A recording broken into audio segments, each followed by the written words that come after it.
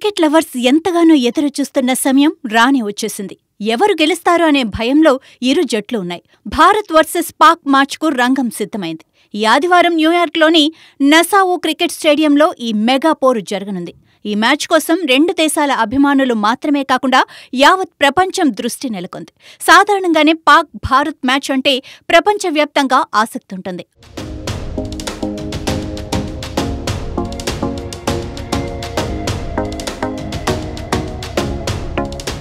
అందులోనూ world cup events అంటే fans అందరూ ఫోకస్ పెడతారు.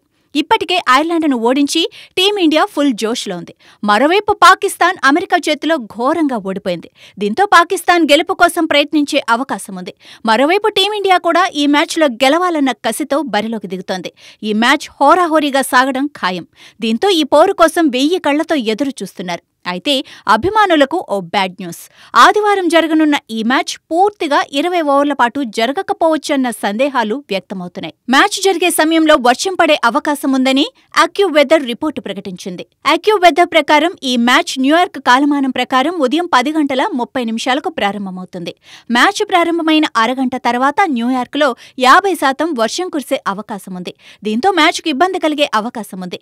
వర్ష సూచన మధ్యాహ్నం 1 గంట సమయానికి 10% తగ్గి ఆ తర్వాత మధ్యాహ్నం 3 గంటలకు మళ్లీ 40% పెరగనుందని అంచనా వేసింది.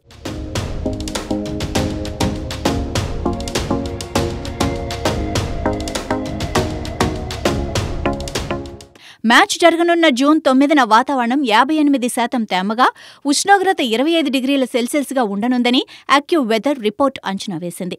ఈ రిపోర్టులను బట్టి చూస్తే వర్షం కారణంగా టాస్ ఆలస్యమయ్యే అవకాశం కనిపిస్తోంది.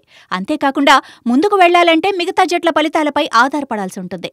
మరోవైపు టీమిండియా ఖాతాలో మరో పాయింట్ చేరుతుంది. టీమిండియా ఇప్పటికే ఐర్లాండ్పై నెగ్గింది. టీమిండియా ఆ తర్వాత కెనడా, అమెరికాతో తలపడాల్సి ఉంటుంది. దీంతో ఈ మ్యాచ్ గెలవటం పాకిస్తాన్ జట్టుకు ఎంతో కీలకం. ఇక టీ20 ప్రపంచ కప్లో పాకిస్తాన్ జట్టుపై టీమిండియాదే ఆధిపత్యం. ఇరు జట్లు 7 సార్లు తలపడగా ఒక్క మ్యాచ్లో మాత్రమే టీమిండియా ఓడిపోయింది. పాకిస్తాన్కు ఈ మ్యాచ్ డూ ఆర్ డై లాంటిది. ఒకవేళ పాకిస్తాన్ ఓడిపోతే దాదాపు ఇంటికి వెళ్లినట్టే.